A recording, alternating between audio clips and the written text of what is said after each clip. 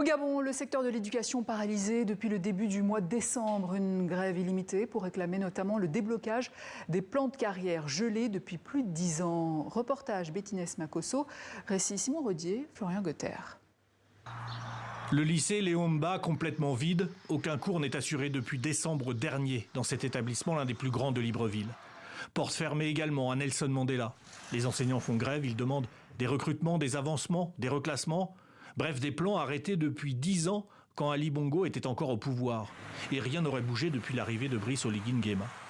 Plus grave encore, 2 figures de la contestation syndicale ont été arrêtées en début de semaine. Ils menaient la lutte, ici, lors d'une assemblée générale datée du 17 janvier. Avec la barbe, Simon Ndonguedzo.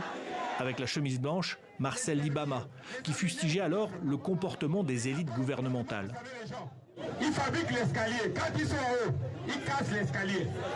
Mais nous, on a récupéré l'escalier là et on grimpe pour les attaquer. Ils sont accusés de troubles à l'ordre public. Leurs camarades sont scandalisés.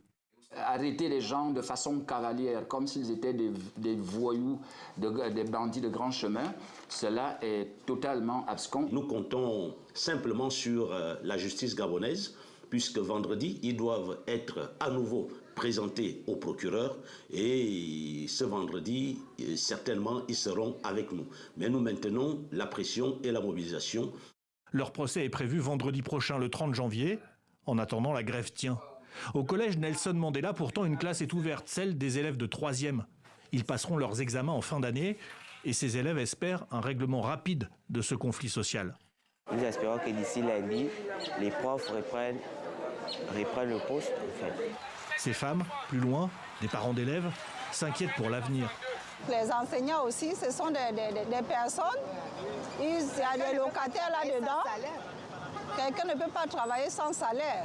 Mais nos enfants ont tout ça. Quels seraient nos enfants demain? C'est l'avenir de demain. Monsieur le Président, arrangez cette situation. Du côté de l'Éducation nationale, la ministre estime pourtant qu'une grande partie des revendications sont déjà discutées et les budgets en cours de validation.